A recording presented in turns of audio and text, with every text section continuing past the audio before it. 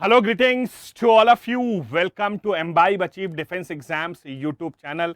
रात के 8 बज चुके हैं और हम लोग एक बार फिर से लाइव आ चुके हैं एक बहुत ही इंपॉर्टेंट और धमाकेदार session.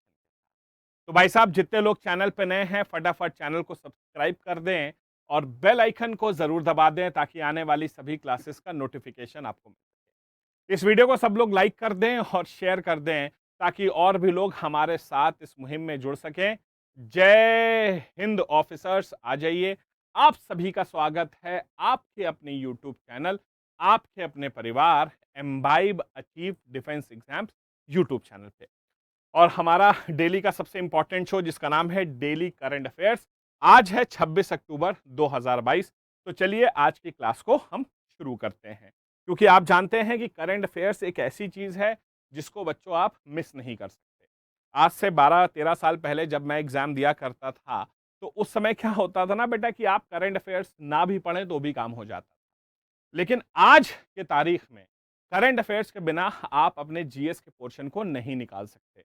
It plays the very very very important role और ऑलमोस्ट 20 से 25% क्वेश्चन करंट अफेयर्स से आपके एग्जाम में पूछे जाते हैं। अब आप करंट अफेयर्स हमारा जो है वो बेसिकली किन एग्जामों को देखता है। आप कोई भी एग्जाम देख रहे हो, चाहे आप सीडीएस पेपर दे रहे हो, सीएपीएफ दे रहे हो, एफकैट दे रहे हो, आप एसएससी दे रहे हो, आप यूपीएससी सिविल सर्विसेज दे रहे हो, स्टेट पीसीएस दे रहे हो, हर एग्जाम में हमारा करंट अफेयर्स बिल्कुल काम आता है।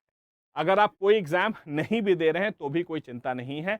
आपको पूरा अधिकार है कि आप देश दुनिया की खबरों से पूरी तरह से अपडेट रह सकते हैं।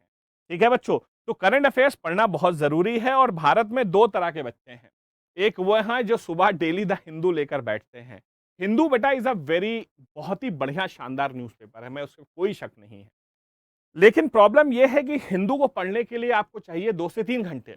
अब एक बच्चे के पास आइडियली देखा जाए तो अगर फुल थ्रॉटल पे पढ़ाई कर रहा हो तो दिन में 8 से 10 घंटे रहते हैं, और 3 घंटे अगर करंट अफेयर्स पे लगा दोगे तो बाकी समय क्या करोगे। तो उसका जो आरओआई है ना, जो रिटर्न ऑफ इन्वेस्टमेंट है, वो अच्छा नहीं। दूसरे भाई साहब वो होते हैं जो कभी करंट अफेयर्स नहीं पढ़ते, एग्जाम से पहले मेरे पास आते हैं, कहते हैं सर करंट अफेयर्स पढ़ा दो। भाई साहब मेरे पास कोई संजीवनी बूटी तो है नहीं, जादू की छड़ी तो है नहीं कि मैं घुमाऊंगा और करंट अफेयर्स आपका पूरा हो जाएगा। भाई देखो, करंट अफेयर्स पढ़ना है तो आपको डेली समय निकालना पड़ेगा और हम रिगरसली इसे पालन कर रहे हैं। अब आप देख रहे हैं कि मैं ऐसी कंडीशन में हूँ जहाँ पर मुझे डेली जो है हॉस्पिटल भी जाना हो रहा है, लेकिन उसके बावजूद आपका करंट अफेयर्स मिस नहीं होना चाहिए। हम इसको लेकर पूरी तरह से प्रतिबद्ध हैं और हम अपने वादे पर पूरी तरह से कायम रहेंगे। बस आप पढ़ाई को जारी रखिए। ठीक है, चलिए। तो सबसे पहले बच्चों, एम्बाइब की ऐप। अगर आप भारत में किसी भी एग्जाम की तैयारी कर रहे हैं और अगर ये ऐप आपके पास नहीं है तो ये अपराध हो जाएगा, याद रखिएगा। एम्बाइब की ऐप एक ऐसी ऐप है जो आपको हर एक चीज देती है। कहते हैं ना, the education is now personal. Imbibe कहता है एजुकेशन इज नाउ पर्सनल। अगर आप भारत के किसी भी कोने पे बैठे और ऑफिसर बनने का सपना देख रहे हैं तो आप बस एक कदम बढ़ाइए, हम आपका हाथ पकड़कर आपको अपनी मंजिल तक ले जाएंगे, ये हमारा वादा है। लेकिन कहते हैं ना बच्चों कि आपको एक कदम बढ़ाना होगा। एम्बाइब की ऐप पर क्या है कि जितनी भी किताबें आप पहले खरीदते थे, खरीदने की आवश्यकता नहीं है, सारी किताबें एम्बाइब पर लाइव है।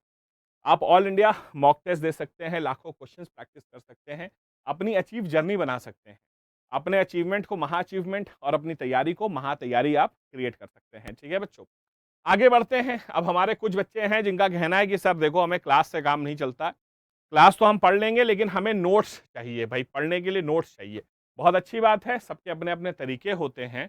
और इसलिए हमारा ये टेलीग्राम चैनल है एम्बाइब अचीव डिफेंस एग्जाम। ये टेलीग्राम चैनल, इससे आप जुड़ जाइए, यहाँ पर सारे नोट्स, अपडेट्स, नोटिफिकेशन सब कुछ आपको मिल जाएगा। ठीक है, तो ये टेलीग्राम चैनल आपके लिए बहुत इंपॉर्टेंट है। इसके अलावा आप हमारे से अपने डाउट्स जो हैं डायरेक्टली व्हाट्सएप के थ्रू भी पूछ सकते हैं। व्हाट्सएप का लिंक जो है डिस्क्रिप्शन बॉक्स में दिया है, आप जाइए और वहां पर अपने डाउट्स को डायरेक्टली हमसे पूछ सकते हैं, ठीक है। उसके बाद बच्चों ये हमारा शेड्यूल है, आप देख सकते हैं, ये एनडीए और अग्निवीर एग्जाम्स जो कि हैं उनका शेड्यूल है। उसके बाद आप देख सकते हैं ये सीडीएस और सीएपीएफ का शेड्यूल है। तो हम पूरी तरह से हॉलिस्टिक तैयारी आपकी करा रहे हैं। मतलब अगर आप डिफेंस एग्जाम की तैयारी कर रहे हैं तो एम्बाइब आपको देता है सब कुछ, आपको कहीं और जाने की कोई आवश्यकता नहीं है और एम्बाइब पे सारी चीजें एब्सोल्युटली फ्री ऑफ कॉस्ट। तो चलिए शुरू करते हैं आज की क्लास को। और आज की क्लास शुरू करने से पहले सबसे पहले नजर डालते हैं आज की हेडलाइंस पर, जो कि लेकर आई हैं मेरी सहयोगी एमबी। इंडिया ने अग्नि प्राइम मिसाइल का किया सफल परीक्षण, 2000 किलोमीटर तक है इसकी रेंज कैपेबिलिटी। इंडिया का पहला माइग्रेंट मॉनिटरिंग सिस्टम हुआ लॉन्च। सिंगल सिस्टम में migrant pregnant women, lactating mothers की अपडेटेड इंफॉर्मेशन देने का है उद्देश्य। बांग्लादेश में साइक्लोन सित्रांग का भारी असर, बारिशाल और चिटागोंग कोस्टल में हुआ landslide. Election commission of India ने नेशनल मीडिया अवार्ड्स के लिए एंट्रीज को किया invite. Print media, television, radio और सोशल मीडिया के लिए होंगे 4 अवार्ड्स। भूता कोला ट्रेडिशन के बारे में कंट्रोवर्शियल कमेंट देने के आरोप, साउथ एक्टर चेतन कुमार के अगेंस्ट कर्नाटका में हुई एफआईआर दर्ज। हेलो, वेलकम बैक, सभी का वापस से स्वागत है। तो उम्मीद करता हूं कि हेडलाइंस आपने देख ली होंगी, लेकिन हमारा एक तरीका है। तरीका यह है कि भाई साहब सबसे पहले कल का रिवीजन, भाई आपने कितनी पढ़ाई की है। ऐसा तो नहीं है कि मैं पढ़ा रहा हूं लेकिन आप पढ़ाई कर नहीं रहे हैं। तो मैं डेली जो है 5 क्वेश्चन का रिवीजन कराता हूं ताकि मालूम चले कि कल की तैयारी आपकी कैसी थी। ठीक है, तो कल के 5 क्वेश्चन का जरा रिवीजन कर लेते हैं। पहला क्वेश्चन आपके स्क्रीन पर रहा, ये देखिए। कल मैंने आपको पढ़ाया था, the 5th addition of Khelo India youth games will be held in which of the following state. तो खेलो इंडिया यूथ गेम जो है, जिसका 5वां एडिशन, आपको मालूम है हमारे देश में स्पोर्ट्स कल्चर को लगातार बढ़ावा दिया जा रहा है। और जो 5वां एडिशन खेलो इंडिया यूथ गेम्स का होगा वो कहां होगा? कल ही मैंने आपको पढ़ाया था, ये भारत के एक राज्य के 8 शहरों में खेला जाएगा। Right answer will B Madhya Pradesh. तो Madhya Pradesh is the right answer. बहुत बढ़िया। दूसरा question, India has recently concluded the tiger Trump exercise with which of the following country. अभी आपने देखा होगा कि भारत ने ये टाइगर ट्रम्प एक्सरसाइज किसके साथ कंडक्ट की है। ये रिसेंटली अभी कंक्लूड हुई है आंध्र प्रदेश में, विशाखापट्टनम में, वाइजैग में। ऑस्ट्रेलिया, बांग्लादेश, फ्रांस या यूएस, जल्दी बताइएगा। टाइगर ट्रम्प बहुत ही फेमस एक्सरसाइज है, हालांकि रिसेंटली अभी शुरू हुई है, 2 साल हुए हैं। Right answer is US. US के साथ जो है ये हमारे honourable prime minister Shri Narendra Modi और डोनाल्ड ट्रंप जी के नेतृत्व में किया गया था। बिल्कुल सही है, right answer will be D. ठीक है, आगे। Reuters photo journalist Danish Siddiqui recently got the Pulitzer prize. He is the citizen of which country. आपने इनके बारे में सुना होगा, दानिश सिद्दीकी। ये एक ऐसे व्यक्ति हैं जिन्हें 2 बार पुलिट्जर प्राइज मिला है। पुलिट्जर प्राइज आप जानते हैं हाईएस्ट अवार्ड है जर्नलिज्म में, और इन्हें 2018 में भी नवाजा गया था जब इन्होंने कश्मीर के ऊपर रिपोर्टिंग की थी, और 2022 में इन्हें दिया गया है जब इन्होंने रिपोर्टिंग की है आपके अफगानिस्तान में।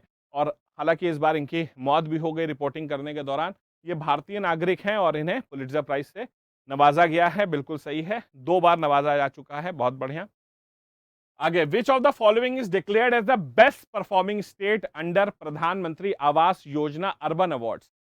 जल्दी बताइएगा। हाँ जी, हरदीप सिंह पुरी साहब को आप देख सकते हैं, जो कि हमारे देश में minister of housing and urban affairs के हैं। तो प्रधानमंत्री आवास योजना में टॉप परफॉर्मिंग स्टेट्स भारत में कौन कौन से हैं? कल ही मैंने आपको बताया था कि हमारे देश में 3 राज्यों ने टॉप परफॉर्म किया है, जिसमें यूपी, मध्य प्रदेश और तमिलनाडु में। और हिली स्टेट्स में सबसे अच्छा परफॉर्मर जो है वो त्रिपुरा रहा है। तो बिल्कुल सही है, राइट आंसर विल भी उत्तर प्रदेश ने टॉप किया है। उत्तर प्रदेश है उत्तम प्रदेश, क्योंकि यहाँ अपराध है कम, है ना? ऐसा सुना होगा, वैसे मजाक कर रहा हूँ, ऐसा होता नहीं। ठीक है, आगे बढ़ते हैं। Next, moving forward. World polio day is observed every year. कब होता है विश्व पोलियो दिवस? आप जानते हैं पोलियो एक बहुत बड़ी वायरल डिजीज है और इसके वजह से दुनिया भर में बहुत सारे बच्चे इफेक्टेड थे। हालांकि अब Bharat almost polio eradication almost हो ही चुका है, लेकिन वर्ल्ड पोलियो डे आज भी बनाया जाता है ताकि पोलियो अवेयरनेस फैलाई जा सके, और ये 24 अक्टूबर को इस साल दिवाली के दिन पड़ा था। बिल्कुल सही है, राइट आंसर इज डी। चलिए तो ये हो गया भाई हमारा कल का रिवीजन डन। अब रिवीजन तो डन हो गया, अब शुरू करते हैं आज की हम क्लास को, और आज के करंट अफेयर्स को शुरू करते हैं। सबसे पहले पहली खबर पे नजर डालते हैं, और ये आता है ऑपरेशन डिफेंस। भाई साहब कहते हैं ना, डिफेंस में देखो भारत लगातार नए नए कीर्तिमान हासिल करता जा रहा, और करे भी क्यों ना। हमारे देश के पास बेटा डीआरडीओ है, defence research and development organisation, और कहते हैं दुनिया में कोई ऐसी मिसाइल नहीं जो डीआरडीओ ना बना सके। और हमारे देश में एक बहुत ही फेमस, याद रखिएगा, सरफेस टू सरफेस मिसाइल जिसका नाम है अग्नि। अब अग्नि प्राइम 2 इसका जो है बेटा स्टेज बैलिस्टिक मिसाइल टेस्ट हुई है, ठीक है, सक्सेसफुली टेस्ट हुआ है। और ये क्या है, एक बैलिस्टिक मिसाइल। अब आप पूछोगे सर बैलिस्टिक मिसाइल क्या होती हैं, तो बैलिस्टिक मिसाइल्स बच्चों वो होती हैं जो कि न्यूक्लियर वॉरहेड को कैरी कर सकती हैं। मतलब ऐसी मिसाइल्स जो कि न्यूक्लियर वेपन्स को कैरी कर सकती हैं, उन्हें बैलिस्टिक मिसाइल कहते हैं। और अग्नि prime 2 is a ballistic missile जो कि सरफेस टू सरफेस है। बेसिकली एग्जाम में 3 चीजें पूछी जाती हैं, मिसाइल किस तरह की है, मतलब सरफेस टू एयर है, एयर टू एयर है, सरफेस टू एयर है, कैसी है। दूसरा इसकी रेंज पूछी जाती है, इनकी रेंजेस कितनी हैं, और तीसरी है सुपरसोनिक है या उसके अलावा बैलिस्टिक है या नॉन बैलिस्टिक है, ये सब पूछा जाता है, ठीक है। India successfully test fired the Agni prime new generation ballistic missile off the coast of Orissa recently. आप जानते हैं कि हमारे देश में जितनी भी मिसाइल टेस्टिंग होती है उड़ीसा के चंडीपुर में होती है, ठीक है। तो उड़ीसा के चंडीपुर जो कि बालासोर में स्थित है, वहीं पर जो है सारी मिसाइल टेस्टिंग की जाती है। और इसे रिसेंटली जो है न्यू जनरेशन अग्नि प्राइम, ठीक है, न्यू जनरेशन टेस्ट की गई है। During the test the missile travels its maximum range and all its test objectives were also met successfully. This was the third consecutive successfully flight test of the Agni Prime missile.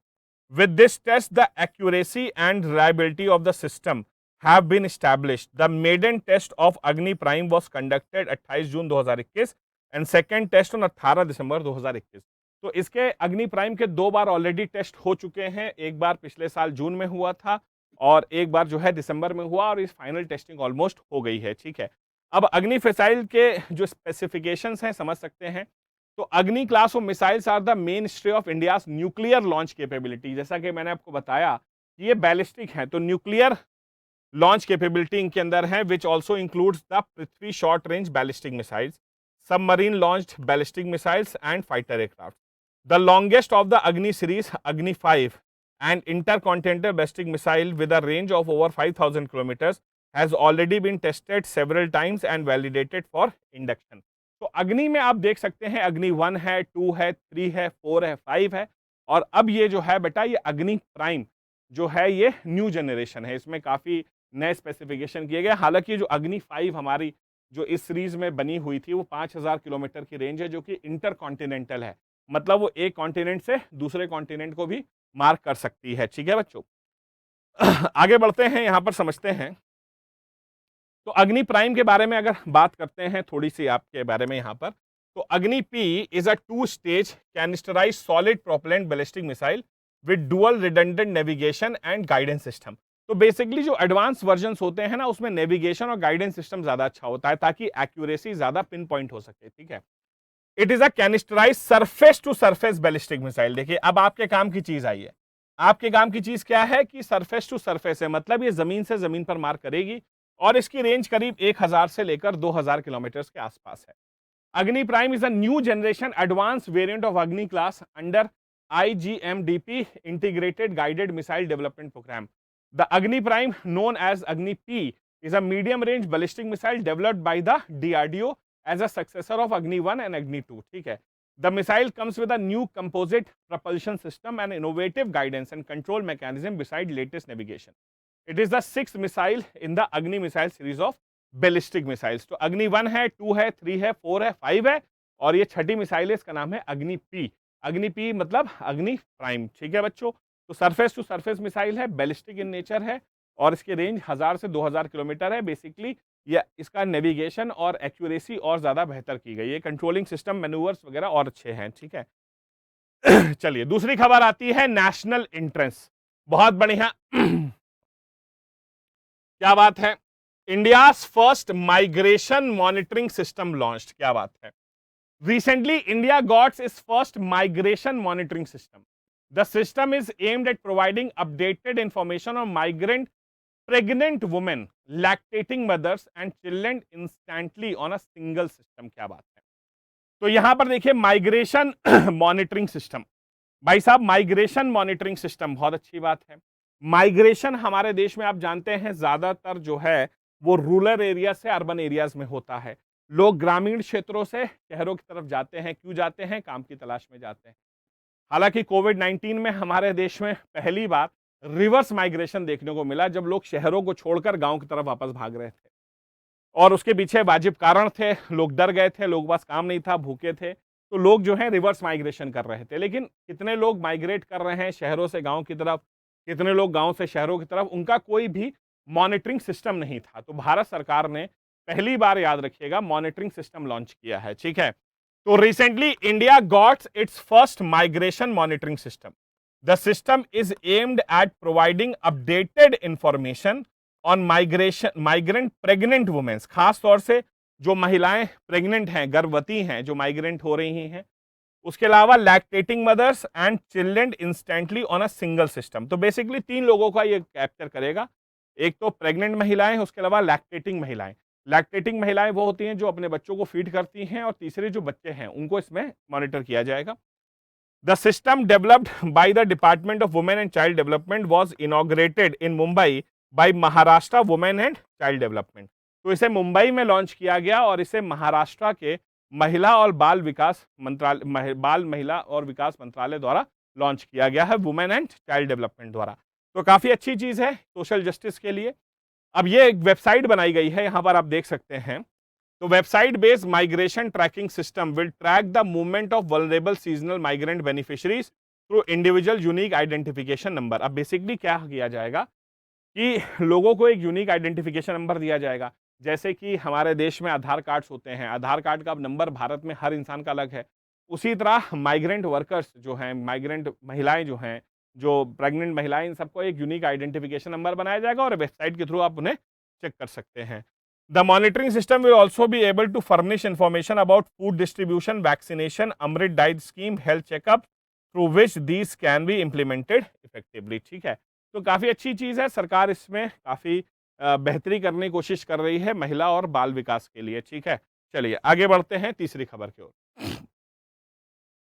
भाई साहब ये देखिए, culture, और UPSC को culture भाई साहब बहुत पसंद है। आपने सुना होगा कल्चर एंड ट्रेडिशन। अब देखो भाई क्या है ना, भारत में एक is a country, it is a very religious country, और कल्चर्स भारत में बहुत हेवी हैं और लोगों की मान्यताएं बहुत ज्यादा हैं। कहते हैं बेटा कि भारत में लोगों से किडनी मांग लो, लेकिन उनके कल्चर्स और उनकी परंपराओं के साथ जो है छेड़छाड़ ना करो। और किसी ने ऐसा किया है, देख सकते हैं भाई साहब, तो थोड़ा तो बवाल मचना ही था। तो भूटा कोला, भूटा कोला ये सामते होंगे बेटा, एक डीटी है, deity worship in Tulu speaking belt. ठीक है, अब आप जानते हैं भाषा एक टूलू स्पीकिंग, जो बेसिकली अगर आप देखेंगे कोस्टल कर्नाटका जो एरिया है, खासतौर से मैंगलोर का एरिया है, उडुपी वाला एरिया है, उन एरियाज में आप देखेंगे कि लोगों के अपने डीटीज होते हैं। जैसे मुंबई आप जाएंगे तो मुंबई का नाम मुंबई क्यों रखा गया? तो वहां पर एक डीटी है जिनका नाम है मुंबा देवी, उनके नाम पर मुंबई है। Mumbai was known as Bombay. ठीक है, तो मुंबई नाम रखा गया मुंबा देवी के ऊपर। वैसे लोगों की आस्थाएं होती हैं अपनी डीटीज के साथ, वैसे ही हैं भूटो कोला। अब ये एक डीटी वर्शिप है जो कि टूलू स्पीकिंग एरियाज में होती है, खासतौर से कोस्टल कर्नाटका वाले एरिया में। अब एक ये फिल्म स्टार हैं, इन्होंने कहा कि ये उनके ट्रेडिशन का हिस्सा नहीं है, जिसको वजह से थोड़ा बवाल हुआ और कर्नाटका में इनके खिलाफ एफआईआर भी दर्ज की गई है। ठीक है, तो एग्जाम में क्वेश्चन ये पूछा जा सकता है आपसे कि ये जो रिसेंटली भूटो कोला आपने देखा था, ये क्या है? तो ये डीटी वर्शिप है जो कि कोस्टल कर्नाटका में प्रिवेलेंट है। ठीक है बच्चा, तो an FIR has been recently filed against Kannada actor activist Chetan Kumar by Karnataka police for allegedly hurting religious sentiments in regards with his statement while commenting on tradition of Bhuta Kola depicting in Kannada film Kantara। ठीक है, अब ये Kannada movie है जहां पर इन्होंने ये ऐसा कमेंट किया है। इनका नाम है चेतन कुमार। ठीक है, तो ये कन्नड़ एक्टर भी हैं, एक्टिविस्ट भी हैं, इनके खिलाफ जो है एफआईआर दर्ज की गई है। एक मूवी आई थी, याद रखिए, कन्नड़ फिल्म जिसका नाम है कंटारा, उसमें इन्होंने कुछ इसके खिलाफ बोला था कि ये एक उसका कहते हैं ट्रेडिशन का हिस्सा नहीं है, जिसको लेकर के इनके खिलाफ एफआईआर दर्ज हुई है। और आप जानते हैं भारत में वैसे भी रिलीजियस सेंटिमेंट्स किसी के भी हों भाई, कैसे भी हों, उनको हर्ट करना भाई किसी का अधिकार नहीं है। देखो बच्चों, हर इंसान के अपने रिलीजियस सेंटिमेंट्स होते हैं, हर इंसान के अपने रिलीजियस प्रैक्टिसेस होती हैं, हर इंसान के अपने खुद के जो हैं कल्चर्स होते हैं। और हमारा संविधान का आर्टिकल जो है संविधान में, वो भी कहता है कि हमें भाई अपने धर्म को प्रोटेक्ट करने का, हमें अपने ट्रेडिशंस को प्रोटेक्ट करने का पूरा अधिकार है। तो ऐसे किसी को भी कोई तरह के लूज कमेंट्स नहीं करने चाहिए, हमारा ये ऐसा एक्सपेक्टेशन है। तो भूटा कौला याद रखिएगा, काफी इंपॉर्टेंट है। तो Bhuta Kola is an annual ritual performance where local spirits or deities are worshipped. It is believed that a person performing the ritual has temporarily become a god himself. This performer is both feared and respected in the community and is believed to give answers to people's problem on behalf of the god. There are several Bhutas who are worshipped in the Tulu speaking belt of Dakshina Kannada, Uttara Kannada and Udupi district. याद रखिएगा, जो coastal Karnataka है वहां की बात है। तो basically आप देख सकते हैं, जो व्यक्ति इसे वर्शिप करता है उसी को लोग भगवान मान लेते हैं। देखो, इंसान को जो है ना बेटा, भगवान तो बेसिकली क्या है, इंसान जब खुश होता है तो इंसान भगवान को याद नहीं करता है। इंसान भगवान को याद कब करता है, जब वो परेशानी में होता है। मैं एक बहुत बड़ा सत्य बता रहा हूँ, अच्छे वक्त में इंसान भगवान को याद नहीं करता, लेकिन जब इंसान परेशान होता है, उसकी नौकरी नहीं लग रही है, उसकी फसलें खराब हो रही हैं, उसकी बेटी की शादी नहीं हो रही है, वो बीमार है, तो इंसान पूछता है क्वेश्चन। तो कहते हैं ना कि इंसान को अगर जवाब मिलता है तो उसको सेटिस्फैक्शन मिलता है। तो ये ऐसा होता है यहाँ पे, याद रखिएगा। ये बेसिकली कर्नाटका का एक ट्रेडिशन है और इसके खिलाफ बात की है तो इसको लेकर काफ़ी बवाला मचा है। ठीक है, एनीवेज मूविंग फॉरवर्ड। ठीक है, आप बस ये याद रखिएगा, भूटा कोला ये एग्जाम में पूछा जा सकता है, ये कहाँ का ट्रेडिशन जो है, ये कोस्टल कर्नाटका में, खासतौर से दक्षिण कन्नड़, उत्तर कन्नड़ और उडुपी डिस्ट्रिक्ट के आसपास आपको दिखाई देगा। ठीक है, चलिए। During an interview, Rishabh Shetty said that the practice of Bhuto Kola was part of Hindu culture. Actor turned activist Chetan Kumar, however, said Bhuto Kola was not part of Hindu tradition but of indigenous people who are Adivasis, and it had been hijacked by Aryans who came to India in later years. ठीक है, वैसे अब तो इन्होंने ये कह दिया। तो इनका कहना है कि हिंदू कल्चर का हिस्सा नहीं है, ये आदिवासी जो ट्राइबल्स हैं उनका ही ये पार्ट था। और इसे जो है आर्यंस, जो कि इंडस वैली सिविलाइजेशन के समय भारत आए, जो कि आर्कटिक वाले क्षेत्रों से आए बिलीव किए जाते हैं, या बहुत सारे लोग कहते हैं कि वो स्टेपीज जो सेंट्रल एशियन एरिया है वहाँ से आए थे, उन्होंने इस सिस्टम को हाईजैक किया था। एनीवेज, उस समय का कोई इंसान अभी जीवित तो है नहीं, तो बता नहीं सकता, लेकिन लोगों का जो ट्रस्ट है, जो आस्था है, कहते हैं ना आस्था का बेटा कोई जवाब नहीं होता। रिलीजन जो आस्था होती है ना इंसान की, जो फेथ होता है, उसका कोई एक्सप्लेनेशन नहीं होता। फेथ, इसीलिए उसे फेथ कहा गया। आस्था का मतलब क्या है कि उसका कोई साइंटिफिक आप वो बात नहीं कर सकते, वो इंसान का फेथ है, एक जुड़ाव है, लगाव है। तो आप उसको, उस पर शांति रहना चाहिए, ज्यादा बेहतर है। चलिए आगे बढ़ते हैं। ज्योग्राफी, ये देखिए, tropical cyclone Sitrang landfalls in Bangladesh. ये भाई साहब, ट्रॉपिकल साइक्लोन्स बहुत आने लग गए हैं आजकल, आप लोग जानते हैं। साइक्लोन बेसिकली क्या होता है बच्चों, आपको मालूम होना चाहिए। साइक्लोन बेसिकली क्या है कि जब एक लो प्रेशर एरिया के आसपास एक हाई प्रेशर का एरिया क्रिएट हो जाए, तो साइक्लोन का मतलब है कि लो प्रेशर का सेंटर है और उसके आसपास जो है हाई प्रेशर एरिया क्रिएट होता है। तो जब लो प्रेशर एरिया के आसपास हाई प्रेशर क्रिएट होता है तो बेसिकली साइक्लोन्स का जनरेशन होता है। साइक्लोन्स आपको मालूम है अलग अलग जगहों पर अलग नामों से जाने जाते हैं। जैसे इंडियन ओशन में आता है तो उसे साइक्लोन कहते हैं। यही चीज़ जब साउथ चाइना सी और जापान में होती है तो वहाँ टाइफून कहते हैं। ये कैरिबियन सी में होती है तो वहाँ पे हुरिकेन कहते हैं। ऑस्ट्रेलिया में इसे विली विली कहते हैं। इसे कोस्टल यूएसए में टॉर्नेडोज कहा जाता है। मिसिसिपी वैली में चले जाइए तो वहाँ पर इसे ट्विस्टर्स के नाम से जाना जाता है। तो ट्रॉपिकल साइक्लोन सितरांग लैंडफॉल्स इन बांग्लादेश। ठीक है, आइए देखते हैं। हालांकि ये मंथ जो अक्टूबर है, ये बेसिकली ट्रॉपिकल साइक्लोन्स का मंथ नहीं है, बट फिर भी कहते हैं ना, इंसान जिस तरह से ज्योग्राफी एक एनवायरनमेंट के साथ खेल रहा है और जिस तरह से क्लाइमेट चेंजेस हैं, अब कुछ भी पॉसिबल है। अब तो बेटा ऐसी ऐसी जगहें हैं जहाँ पर ठंड नहीं होती थी, वहाँ बर्फ गिरने लगी है। जहाँ पर सूखा पड़ता था वहाँ बाढ़ आने लगी है। जहां बाढ़ आती थी वहां सूखा पड़ गया है। तो इंसान से बड़ा जानवर इस दुनिया में कोई नहीं है, याद रखिएगा। Human is the biggest animal. उसका बस चले ना तो इतना सा जो एरिया जहां बच्चे पार्क होता है, जहां खेलते हैं, वहां भी बिल्डिंग बना दे। अगर इंसान का बस चले तो ऐसे चलता नहीं हर जगह। Cyclone Sitrang started a landfall around 9 p.m. along the Bangladesh coast between Barishal and Chattogram. तो बरिशाल आप जानते होंगे बांग्लादेश का एक शहर है, और चिटोग्राम जिसे आप चिटागोंग भी कह सकते हैं, बहुत ही फेमस चिटागोंग आर्मरी केस आपने 1930 का सुना होगा, सूर्य सेन वाला, ठीक है। हाँ जी, coast to Bhola according to the latest cyclone update from the Bangladesh meteorological department. तो सित्रांग, ये सीधे सीधे एग्जाम में क्वेश्चन आते हैं कि कौन सा बांग्लादेश में भी आया था, तो सित्रांग, ठीक है। आगे देखते हैं। The wind speed around 62 kilometre per hour gusting up to 88 kilometre व prevailing in the region within 54 kilometre of the cyclone centre, ठीक है। तो साइक्लोन का जो सेंटर है वो 54 किलोमीटर का है, ये देख सकते हैं। ये 54 किलोमीटर के सेंटर में है और इसकी स्पीड 62 किलोमीटर से लेकर 88 किलोमीटर तक है। हालांकि ये मैं ये नहीं कहूँगा सुपर साइक्लोन की कैटेगरी नहीं है, क्योंकि सुपर साइक्लोन की कैटेगरी में स्पीड जो है 200 किलोमीटर भी पार कर जाती हैं। जैसे खास तौर से हरिकेन्स होते हैं, जैसे सैंडी है, कटरीना है, या हायान टाइफून है, ये बहुत ज़्यादा तेज स्पीड पे होते हैं, ठीक है। The I of the cyclone was somewhere between the Khulna and the Barishal and fierce cyclonic winds above 100 kilometers per hour were prevalent in areas as far as of the capital Dhaka, ठीक है। तो बरिशाल याद रखिएगा, ये काफी फेमस है।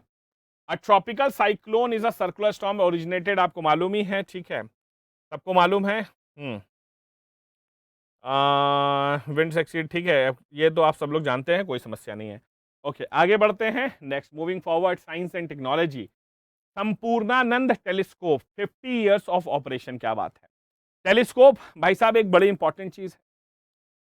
परसों आप जानते हैं कल हमारे देश में सूर्य ग्रहण भी था, बहुत सारे लोगों ने टेलीस्कोप से सूर्य ग्रहण भी देखा होगा। एनीवेज, भारत का एक बहुत ही फेमस टेलीस्कोप है संपूर्णानंद टेलीस्कोप, जो कि उत्तराखंड में है। इसने 50 साल पूरे किए हैं, ठीक है, वेरी गुड। दुनिया के वैसे सबसे फेमस टेलीस्कोप का नाम क्या है? हाँ जी, दुनिया के सबसे फेमस टेलीस्कोप का नाम क्या है? जरा मुझे आप लोग इसका आंसर कमेंट सेक्शन में जरूर बताइएगा। दुनिया का सबसे एडवांस टेलीस्कोप का नाम क्या है ना, बताइएगा, देखते हैं कौन बताता है। मैं नाम नहीं बताऊंगा अभी, ठीक है। The governor of Uttarakhand recently highlighted the need for discussing future possibilities of 104 centimetre Sampurnanand telescope, a world class telescope located near Nainital, at a workshop organized to commemorate the completion of 50 years of successful operation of the telescope, ठीक है। हाँ जी, तो future possibility क्या हो सकती है? तो जैसे हबल स्पेस टेलीस्कोप आपने सुना होगा, यूएस में बहुत ही फेमस था, अभी एक नया आया, उसका नाम आपको बताना है मुझे कमेंट सेक्शन में, ठीक है। वैसे ही उत्तराखंड के जो गवर्नर हैं, उन्होंने इस पे कंसर्न जताया था, 50 साल पूरे हो गए हैं, अब आगे की पॉसिबिलिटी क्या है? भाई समय की एक प्रवृत्ति है कि इंसान को हमेशा आगे बढ़ना है, ठीक है। तो आगे बढ़ने के लिए हमें कुछ नए एवेन्यूज तलाशने होंगे। तो 104 centimetre Sampurnanand telescope situated at ARIES Manora peak in Nainital is one of the main observing facilities in the optical domain. It was installed 1972 by Carl Zeiss, Germany, at then UP state observatory, ठीक है। The telescope gets its name after doctor Sampurnanand, educationist and former chief minister of Uttar Pradesh. तो इसको नाम जो है, एक हमारे व्यक्ति थे डॉक्टर संपूर्णानंद, जो कि एक एजुकेशनिस्ट भी थे और उत्तर प्रदेश के सीएम भी रह चुके थे, उनके नाम पर है। और आप जानते हैं सन 2000 तक Uttarakhand was a part of UP, ठीक है। चलिए आगे बढ़ते हैं। चलिए आगे, नेक्स्ट, ऑनेस्टी शॉप्स इंट्रोड्यूस इन केरला स्कूल्स, बहुत अच्छा इनिशिएटिव है भाई साहब। ऑनेस्टी शॉप्स, ईमानदारी दुकानें, क्या बात है भाई साहब। देखो, ये तो एक ऐसी चीज है जो हमें हमेशा हमेशा लोगों को सिखानी चाहिए। हमें अपने बच्चों को ऑनेस्टी कहते हैं ना बेटा, जिसे हम कहते हैं ईमानदारी। ईमानदारी एक ऐसी चीज है जो इंसान को कहते हैं ना, वो विरासत में नहीं मिलती, ये सीखनी पड़ती। जैसे हम सांस ले रहे हैं, ये हमें विरासत में मिली है, ठीक है। हम देख पा रहे हैं, हमें विरासत में मिला है, समझ रहे हैं, ये हमें विरासत में मिला। हम देख पा रहे हैं, हम सुन पा रहे हैं, हम सांस ले पा रहे हैं, ये विरासत। लेकिन ईमानदारी बेटा विरासत में नहीं, सीखनी पड़ती है, संस्कारों से आती है। ऑनेस्टी शॉप्स, तो schools in Kerala's Ernakulam district introduce honesty shops for students up to class 12th. The initiative was launched by the student police cadets with the aim of cultivating valuable lessons on trust, truth and integrity for students। तो बहुत अच्छी बात है। तो students के अंदर जो है ना बेटा लेसन ऑफ ट्रस्ट, ट्रुथ और इंटेग्रिटी हो। स्कूल कहते हैं ना, स्कूल जो है सबसे पहली जगह होती है जहां इंसान को सीख सकता है। तो स्कूल से अच्छा टीचर कोई नहीं। कहते हैं ना, बच्चे को जीवन भर घर पे रखिए, अच्छी चीजें सिखाइए, नहीं, स्कूल उसको सबसे पहली चीज है। तो first step towards learning is school, ठीक है। तो याद रखिएगा, ऑनेस्टी शॉप्स खोली गई हैं, ये कहां पर? कर्नाटका में, अरे केरला में।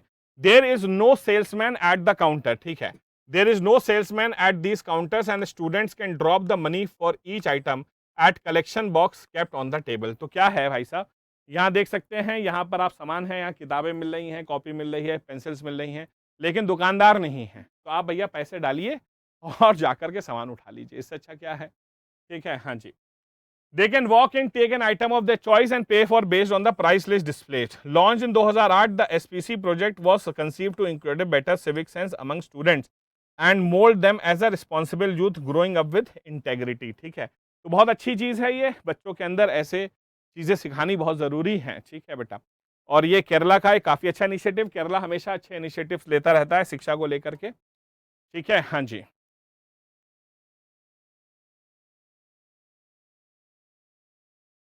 हालांकि स्कूल में सीसीटीवी लगा है और कैमरा जो है वो दुकान पे भी है, लेकिन जानबूझ के स्कूल वालों ने क्या किया, उस कैमरे को बंद कर दिया ताकि बच्चों के अंदर कॉन्फिडेंस क्रिएट हो।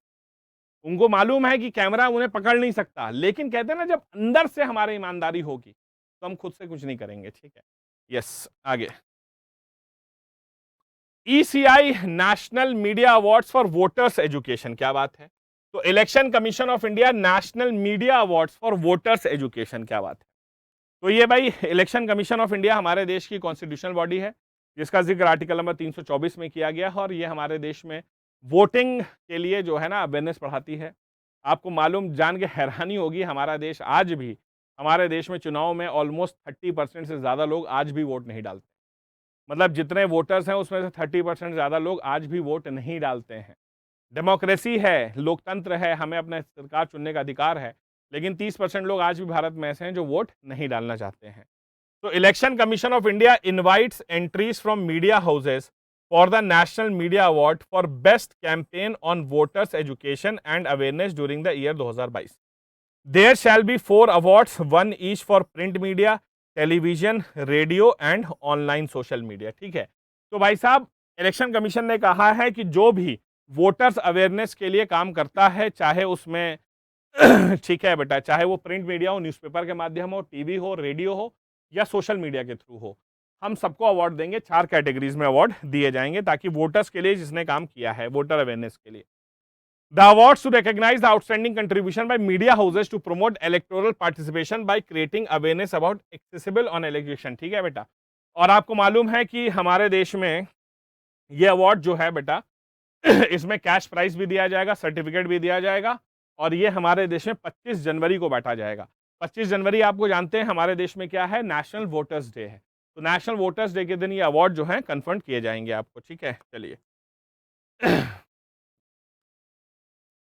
और एक बहुत बड़ी खबर आ रही है, great Indian bustard, planet in focus, great Indian bustard most critically endangered. भाई साहब, आप जानते होंगे IUCN के बारे में, international union for conservation of nature जिसे आप कहते हैं। और इसमें आपको मालूम है ये क्या करता है, जो हमारे स्पीशीज हैं उनको देखता है। ये जो चिड़िया है बेटा ग्रेट इंडियन बस्टर्ड, ये भारत में सिर्फ आपको राजस्थान में और उत्तरी गुजरात के जो डेजर्ट एरिया है वहां मिलती है, और इसकी मात्रा बहुत ही कम है।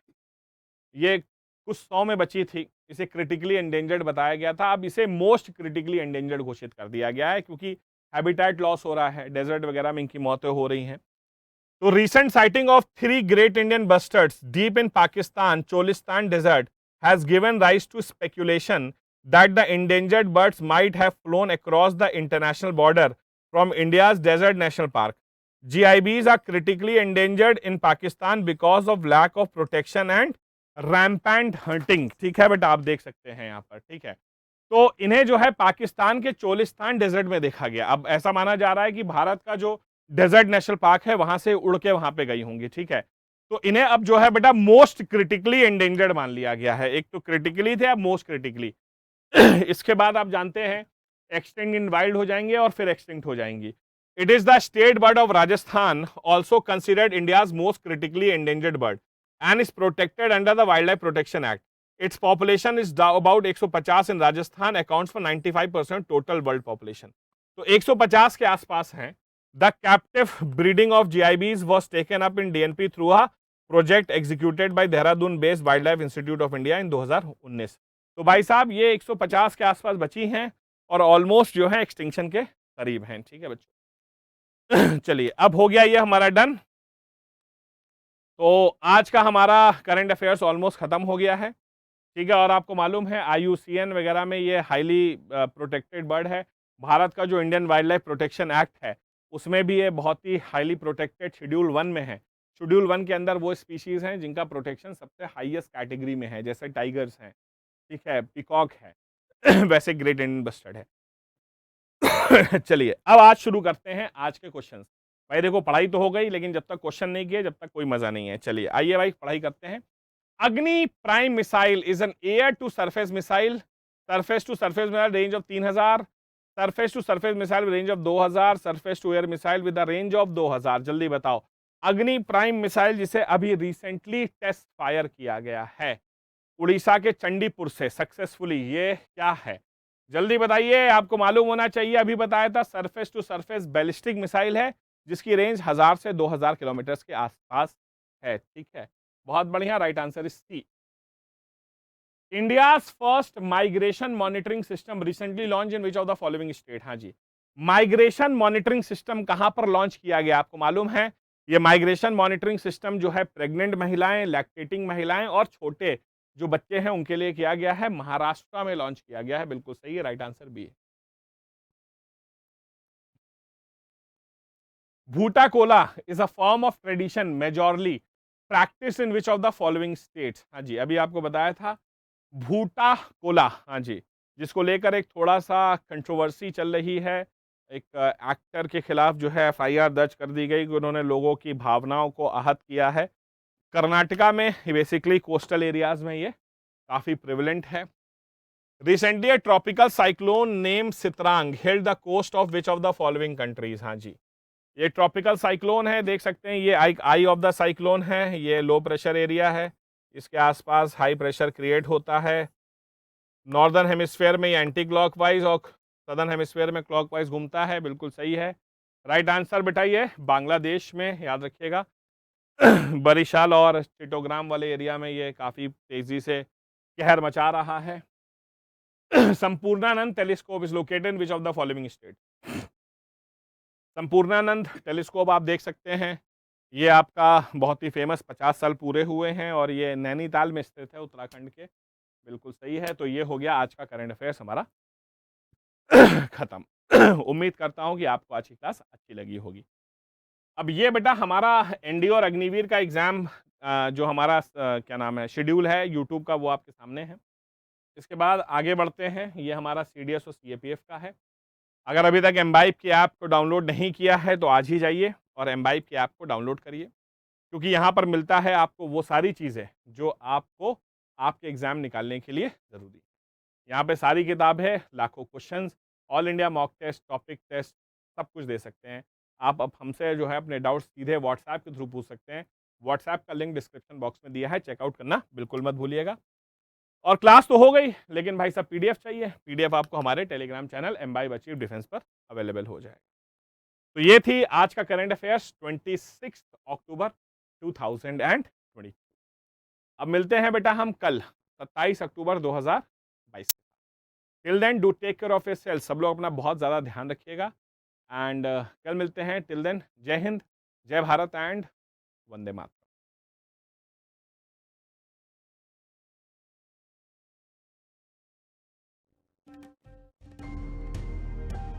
Keep imbibing. We believe in you.